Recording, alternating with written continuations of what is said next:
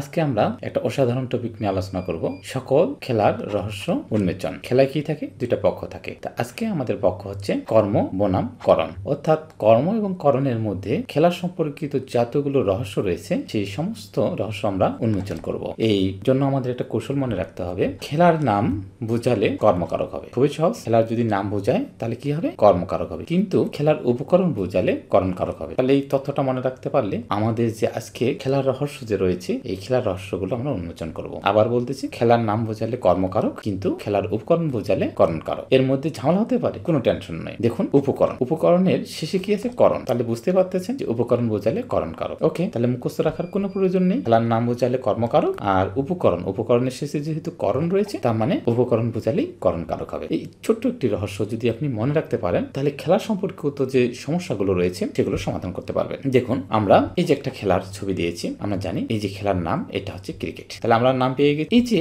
খেলার যে উপকরণ গুলো রয়েছে কি কি? এই ক্রিকেট খেলতে আমাদের বল লাগে, ব্যাট লাগে এবং স্টাম্প লাগে। তার মানে খুবই সহজ, খেলার নামটা কি? খেলার নামটা হচ্ছে ক্রিকেট। আর খেলার যে উপকরণ গুলো রয়েছে সেগুলো হচ্ছে ব্যাট, বল এবং স্টাম্প। জাস্ট এতটুকু আপনি মনে রাখছেন। এখন প্রশ্নগুলো কিভাবে আসবে? ধরুন, আমাদের দেশে সাকিব আল হাসান ক্রিকেট খেলে, বললো যে কোন কারক। বুঝতে পারতেছেন যে এটি কি? ক্রিকেট খেলে। তো ক্রিকেটটা কি? ক্রিকেটটা হচ্ছে খেলার নাম। যেহেতু ক্রিকেট খেলার নাম সেহেতু এটা কর্মকারক। আমরা কিছুক্ষণ আগে শিখে ফেলছি যে খেলার নাম হলে কর্মকারক, আর উপকরণ বানানোর শেষে করণ আছে, তারপরে উপকরণ বোঝালে কি হবে? করণকারক হবে। এবার দেখুন, সাকিব বল খেলে। এবার বলুন তো, এই বলটা কি খেলার নাম? না, এই বলটা হচ্ছে এটা একটা উপকরণ। ক্রিকেট খেলার নাম, কিন্তু বল, ব্যাট এগুলো কি? এগুলো হচ্ছে উপকরণ। তার মানে যদি আসে সাকিব বল খেলে, তার মানে উপকরণ দিয়ে খেলতেছে, তখন সেটা হয়ে যাবে কি? করণকারক। খেলার উপকরণ বোঝালে করণকারক। এই যে উপকরণ বানানি কি? করণ আছে, করণ দিয়ে যে করণ শিখে ফেললাম। খুবই চমৎকার। তাহলে মুখস্থ করার কোনো প্রয়োজন নেই। সাকিব ক্রিকেট খেলে, ক্রিকেট যেহেতু খেলার নাম কর্মকারক। সাকিব বল খেলে, ওকে, বল যেহেতু খেলার উপকরণ সেহেতু এটা করণকারক। এবার যদি প্রশ্নটা একটু এভাবে আসে যে সাকিব ব্যাট দ্বারা ক্রিকেট খেলে, ওকে, ক্রিকেটটা কি? খেলার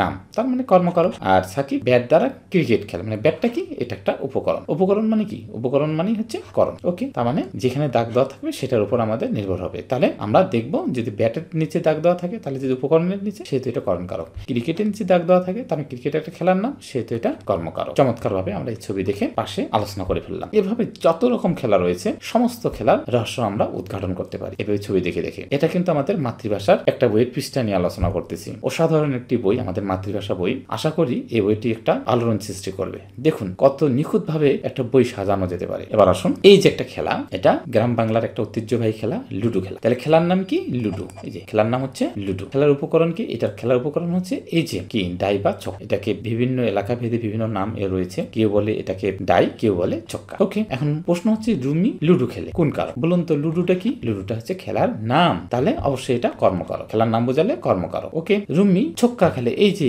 উপকরণটা খেলে, তাহলে ছক্কা খেলে। তাহলে ছক্কাটা কি? ছক্কাটা হচ্ছে লুডোর একটা কি? উপকরণ। উপকরণ হলে কি? উপকরণ বানানোর শেষে কি আছে? করণ আছে, তার মানে করণকারক। এই যে উপকরণ বোঝাচ্ছে, তার মানে এটা করণকারক। চমৎকার ভাবে আমরা শিখে ফেললাম। তার মানে আমরা ক্রিকেট নিয়ে আলোচনা করলাম, এবার আমরা লুডো নিয়ে আলোচনা করলাম। যখন লুডোর নিচে দাগ দেওয়া থাকবে, যেহেতু খেলার নাম, সেহেতু এটা হয়ে যাবে কর্মকারক। কিন্তু যখন উপকরণের নিচে দাগ দেওয়া থাকবে তখন হয়ে যাবে সেটা করণকারক। চমৎকার ভাবে আমরা দুইটা খেলা নিয়ে আলোচনা করলাম। এবার তৃতীয় খেলা। এবার এই যে একটা খেলা, সেটা হচ্ছে ফুটবল খেলা। খেলার নাম কি? ফুটবল। খেলার উপকরণ ফুটবল। চমৎকার। এবার দেখুন, এর আগে যে আলোচনাগুলো করলাম, খেলার নাম ছিল এবং উপকরণ ছিল আলাদা আলাদা। এখানে কিন্তু খেলার নামও ফুটবল, আবার খেলার উপকরণও হচ্ছে ফুটবল। অর্থাৎ এই খেলাটার নাম কি? এই খেলাটার নাম হচ্ছে ফুটবল খেলা। আর এই যে বলটা, এই বলটার নাম কি? ফুটবল। তার মানে খেলার নাম এবং খেলার উপকরণ যদি একই নামে হয়, তাহলে একই নামে যদি হয় তাহলে কি হবে? তাহলে করণকারক হবে। খুবই সহজ, খেলার নাম এবং খেলার উপকরণ যদি একই নামে হয় তাহলে সেটা করণকারক হবে। তাহলে মেসি ফুটবল খেলে, কোন কারক? যেহেতু ফুটবল কি? একটা খেলার নাম, আর উপকরণটা কি? উপকরণটা হচ্ছে ফুটবল। খেলার নাম উপকরণ একই, তার মানে এটা একটা করণকারক। চমৎকার ভাবে আমরা শেষ করলাম তিনটা খেলা। তো এরকম যত খেলা রয়েছে সমস্ত খেলার আমরা রহস্য এইভাবে উন্মোচন করতে পারি। আসুন পরে দেখি কি খেলা রয়েছে আমাদের। এবার দেখুন, এবার হচ্ছে তাস খেলা। এই যে দেখুন তাস। আচ্ছা, খেলার নাম তাস, উপকরণ কি? তাস দিয়ে খেলি। তার মানে দেখুন, এই যে তাস খেলা, এটা এর খেলাটার নাম হচ্ছে তাস খেলা, উপকরণটা কি? তাস। তার মানে একই নাম। তার আমরা কি আগে শিখলাম যে খেলার নাম এবং খেলার উপকরণ যদি একই হয় তাহলে কি হবে? করণকারক হবে। নিশ্চিতভাবে ছেলেরা ছেলেরা তাস খেলে, তাহলে অবশ্যই তাসের নাম, খেলার নাম এবং কি উপকরণের নাম একই, তার মানে এটা করণ কারক। আচ্ছা, এবার এই যে দেখেন একটা গ্রামের ঐতিহ্যবাহী খেলা হাডুডু খেলা। আচ্ছা, হাডুডু খেলার নাম হাডুডু, উপকরণ কি? এখানে কিন্তু কোনো উপকরণ নেই। হাডুডু খেলতে কি কোনো উপকরণ লাগে? লাগে না। তার মানে বিষয়টা কি হলো, খেলার নাম শুধু রয়েছে কিন্তু এর উপকরণ নিয়ে কোনো আলোচনা নেই। তাহলে ছেলেরা হাডুডু খেলে, তার মানে খেলার নাম সরাসরি কি খেলার নাম, উপকরণ তো না। এটা হাডুডু কি কোনো উপকরণ? না, হাডুডু একটা খেলার নাম। তাই খেলার নাম হলে কি অবশ্যই কর্মকারক। একইভাবে মেয়েরা কানামাছি খেলে, কানামাছি কি খেলার নাম, এর উপকরণ আছে? নাই। তার মানে সরাসরি শুধু খেলার নাম রয়েছে, উপকরণ নেই, তার মানে সেটা হচ্ছে কর্মকারক। খুবই চমৎকার ভাবে আমরা 5টা খেলা নিয়ে রহস্য উন্মোচন করলাম। এরকম অসংখ্য খেলা নিয়ে আমাদের যেভাবে প্রশ্ন আসুক না কেন আমরা সমাধান করতে পারবো। ওকে, এবার আসুন এই খেলা সম্পর্কিত যতগুলো প্রশ্ন পরীক্ষায় এসেছে সেগুলো আমরা সমাধান করি। প্রথমে 1 নম্বর একটা প্রশ্ন, ক্রিকেট খেলে, বাক্যে নিম্নরেখ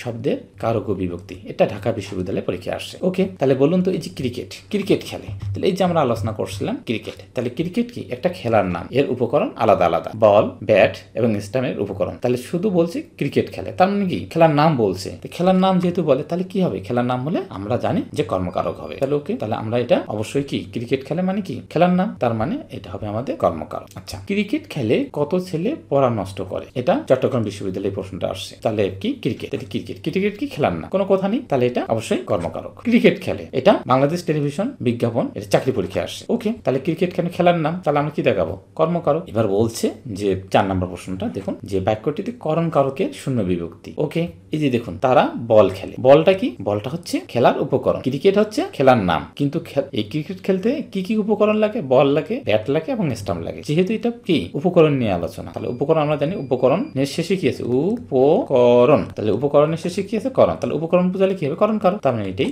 করণ কারক। তারপর বলছে যে করণ কারক কোন। ওকে, তাহলে যে বল খেলে, উপকরণ নিয়ে আলোচনা হলেই সেটা হচ্ছে করণ কারক। আচ্ছা, ছেলেরা মাঠে বল খেলে, এই যে বলটা কি একটা উপকরণ, তাহলে উপকরণের শেষে কি আছে, করণ, তার মানে করণ কারক। এই যে ছেলেরা তাস খেলে, আমরা জানি তাস এমন একটি খেলা, নাম এবং কি উপকরণ একই, তাহলে আমরা জানি যে দেখুন খেলার নাম কি তাস, উপকরণ কি, উপকরণ হচ্ছে তাস। আমরা জানি খেলার নাম এবং উপকরণ যদি একই হয় তাহলে সেটা করণ কারক হয়।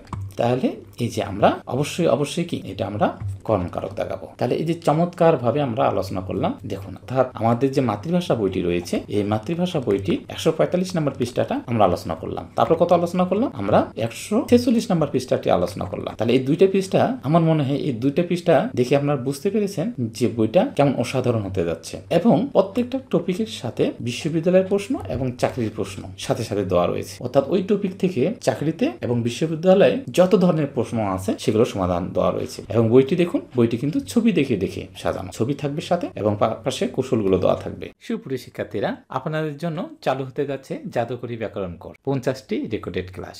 একবার শুনলেই মনে থাকবে আজীবন, কারণ মুখস্থ করে নয়, কোড, কৌশল, ছবি ও ছন্দের সাহায্যে বাংলা ব্যাকরণ মনে রাখার চমৎকার উপায়। তাহলে সুপ্রিয় শিক্ষার্থীরা, এই ব্যাকরণটির কোর্সটির নাম আমরা রেখেছি জাদুকরী ব্যাকরণ কোর্স। কেন? কারণ বাংলা ব্যাকরণের A to Z, বেসিক থেকে অ্যাডভান্স পর্যন্ত সমস্ত কিছু এই 50টি রেকর্ডেড ক্লাসের মাধ্যমে আপনি পেয়ে যাচ্ছেন। এই 50টি রেকর্ডেড ক্লাস বেসিক থেকে অ্যাডভান্স পর্যন্ত সমস্ত কিছু সাজানো হয়েছে। আর এই 50টি রেকর্ডেড ক্লাসে কোন কোন টপিকগুলো থাকতেছে এখন আমরা সেগুলো দেখিয়ে দিব। দেখুন, লেকচার 1-এ থাকতেছে ব্যাকরণ ও এর আলোচ্য বিষয়। তারপর লেকচার 2-তে থাকতেছে ধ্বনি ও বর্ণপ্রকরণ। ধ্বনি এবং বর্ণপ্রকরণের উপর ক্লাস থাকতেছে 3টি। তারপর ধ্বনি পরিবর্তনের উপর লেকচার থাকতেছে 2টি। নত্যবিধান সত্যবিধানের উপর লেকচার থাকতেছে 2টি। তারপর সন্ধির উপর লেকচার থাকতেছে আমাদের 6টি। তারপরে সমাসের উপর ক্লাস থাকতেছে 9টি। তারপরে শুদ্ধিকরণের উপর ক্লাস থাকতেছে 5টি। তার মধ্যে শব্দ শুদ্ধিকরণের উপর 3টি এবং বাক্য শুদ্ধিকরণের উপর 2টি। শব্দের উপর লেকচার থাকতেছে 2টি।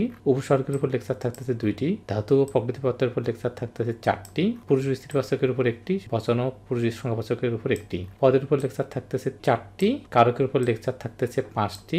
বাক্য প্রকরণ ও বাক্য রূপান্তরের উপর থাকতেছে 1টি। জ্যোতি ও ছেদ চিহ্নের উপর 1টি এবং বাচ্য বা ভাষা রীতির উপর 1টি। অর্থাৎ 50টি লেকচারের মাধ্যমে বাংলা ব্যাকরণের A to Z সাজানো হয়েছে। আর এখন আপনাদেরকে দেখিয়ে দেওয়া হবে আমাদের পেজে এই ক্লাসগুলো কিভাবে সাজিয়ে রাখা হয়েছে। এই হচ্ছে আমাদের গ্রুপটি। এই গ্রুপে আপনার এই ক্লাসগুলো পর্যায়ক্রমে সমস্ত ক্লাস এখানে সাজিয়ে দেওয়া থাকবে।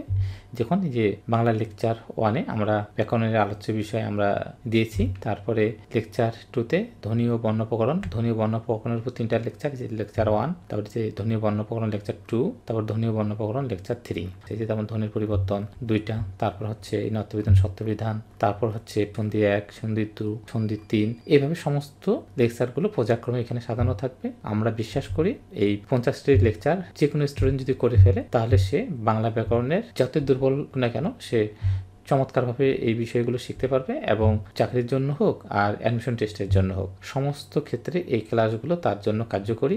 কোর্সটি কাদের জন্য? এই রেকর্ডেড 50টি ক্লাস এবার যারা 49তম বিশেষ পরীক্ষা দিবেন, 47তম বিশেষ পরীক্ষা দিবেন, 50তম বিশেষ পরীক্ষা দিবেন, 19তম শিক্ষক নিবন্ধন পরীক্ষা দিবেন, প্রাইমারি, ব্যাংক সহ সকল প্রকার চাকরি পরীক্ষার জন্য। তার মানে এটা আপনাদের জন্য বিশাল সুখবর যে এই 50টি রেকর্ডেড ক্লাস আপনার বিসিএসের জন্য কভার হবে, শিক্ষক নিবন্ধনের জন্য কভার হয়ে যাবে, প্রাইমারি, ব্যাংক সহ যত ধরনের খাদ্য অধিদপ্তর থেকে শুরু করে যত ধরনের পরীক্ষা আছে সমস্ত পরীক্ষাকে মাথায় রেখে আমরা এই 50টি রেকর্ডেড ক্লাস সাজিয়েছি। তাহলে আপনি প্রচুর পরিমাণ এই ক্লাসগুলোর মাধ্যমে লাভবান হবেন, কারণ আপনি যখন যে পরীক্ষাটা আপনার আসবে সেই পরীক্ষার জন্য এই 50টি রেকর্ডেড ক্লাস করে নিলেই আপনাদের জন্য হয়ে যাবে। এছাড়া ঢাকা বিশ্ববিদ্যালয় সহ বিভিন্ন বিশ্ববিদ্যালয়ে বা যারা পরীক্ষা দিবেন কিংবা নার্সিং ভর্তি পরীক্ষা দিবেন তাদের জন্য এই কোর্সটি, অর্থাৎ জব সেক্টরের জন্য এই 50টি রেকর্ডেড অথবা অ্যাডমিশন টেস্টের জন্য এই 50টি রেকর্ডেড ক্লাস। এখন প্রশ্ন হতে পারে কোর্স ফি কত? এটার জন্য আমরা কোর্স ফি রেখেছি 800 টাকা।